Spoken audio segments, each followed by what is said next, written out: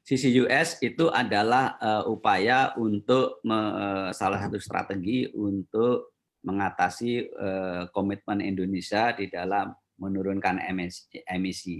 Jadi kita ada 6 strategi di dalam upaya menurunkan emisi ini. Yang pertama adalah dari sisi kebijakan dan regulasi.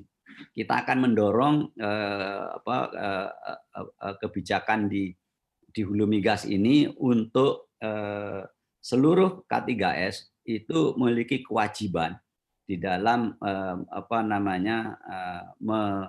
melaksanakan upaya penurunan. Nah, dari sisi kebijakan, dan oleh karena itu nanti harus ada insentif, disinsentif apabila tidak mengarah kepada upaya penurunan emisi. Yang kedua adalah pengelolaan energi itu sendiri. Jadi kita punya 6 strategi. Yang kedua adalah pengelolaan energi itu sendiri. Artinya apa?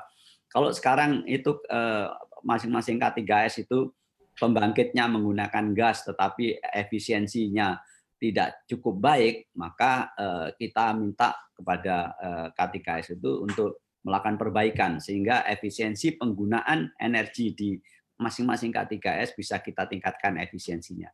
Yang ketiga adalah zero flaring. Jadi operasi minyak dan gas, operasi minyak khususnya itu selalu ada saja gas terbawa. Dan gas terbawa itu selama ini di flare namanya, dibakar untuk menjaga tekanan operasi. Nah, oleh karena itu ini kita nanti melarang untuk adanya flare ini. Jadi target kita zero flaring. Ini harus dimanfaatkan entah apa saja pun yang bisa kita manfaatkan supaya zero flaring. Dan yang keempat adalah mengurangi adanya kebocoran emisi yang karena kebocoran. Kemudian yang kelima adalah penghijauan atau reforestation ya. Jadi pembuatan hutan wilayah ya atau kota, kabupaten gitu. Termasuk juga